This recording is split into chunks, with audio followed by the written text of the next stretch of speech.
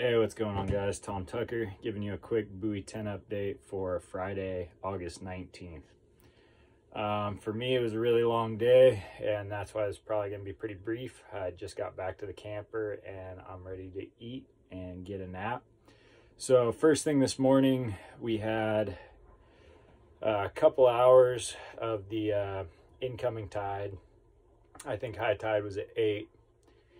And I was trying to do the same thing I did yesterday. I was below the bridge on the Washington side, and I was trolling with the tide. A lot of people were nose down towards the ocean. And it took like 45 minutes yesterday before I really started getting bit. So I figured, hey, maybe that's going to be the same case today, just maybe a little later with the tide set being an hour later. I did 2 passes, and I maybe got bit once. I saw a lot of boats and saw maybe a net. So I think I was just in the wrong place. I really wasn't marking much on my graph.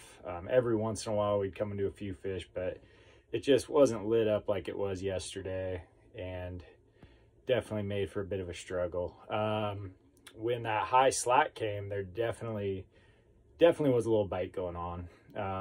We got bit a couple times, saw some nets flying around us, but you know, a little slow to say the least today. That's definitely the gist of the day. It was a lot slower than I had anticipated. I was expecting to get out there, have an early morning start, and just be off the water early. Definitely Buoy 10 threw a curveball today. As that tide started going out, there was fish being caught. We ended up catching a really nice, like 23, 24 pound upriver bright hatchery fish that we were able to bonk. So that was awesome. We ended up getting another, small 6-7 pounder that we were able to kill. Had to throw back another one. It was a little bit of chaos today. We had a sea lion that grabbed one and pulled out 600 feet on the line counter. We had to get up all the rods, chase it. And then it was really weird. My rod tip was just folded over when we were at 40, like it was snagged on something. And then, we get back on top of it, and crazily enough, there's still a fish connected to it. I don't know what happened. It was one of the weirdest things I've ever seen out here. But we released that wild, and then kept trolling that outgoing tide.